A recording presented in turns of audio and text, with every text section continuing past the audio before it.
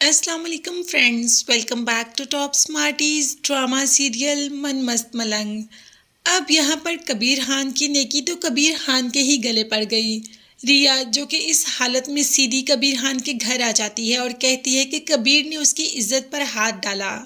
اب اس بات کو گھر والے تو ماننے کو تیار ہی نہیں، مگر ریا بار بار یہی ضد کر رہی ہے کہ اس کی عزت پر ہاتھ کبیر نے ہی ڈالا۔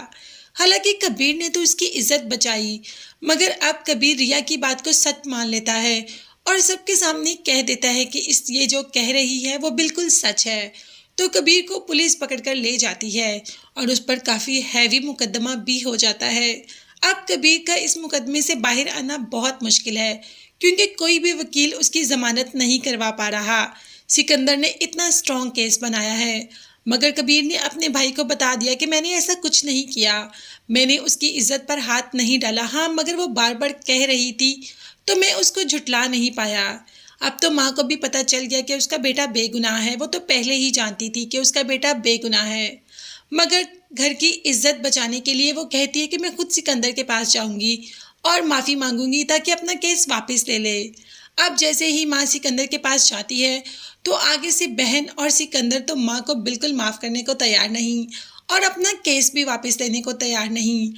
اب تو ماں سیدھی ریا کے پاس چلی جاتی ہے اور کہتی ہے کہ تمہیں تمہارا ضمیر ملامت نہیں کرتا؟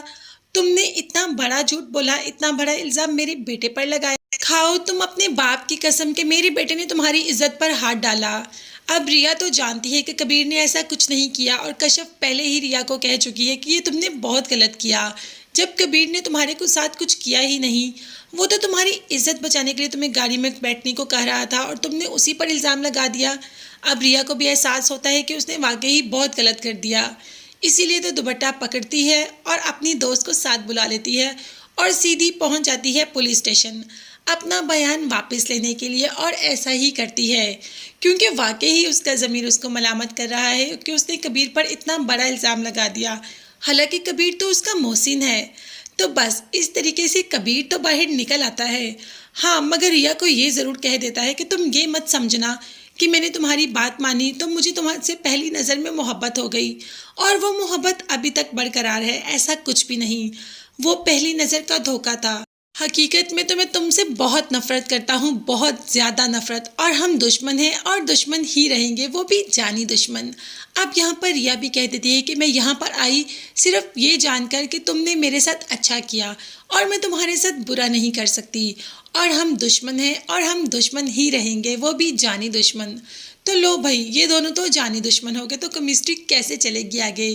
اب کیمسٹری ان کی کیسے چلے گی یہ دیکھنے اور جاننے کے لیے چینل کو لازمی سبسکرائب کیجیے گا۔ نیکسٹ ویڈیو تک کے لیے اللہ حافظ۔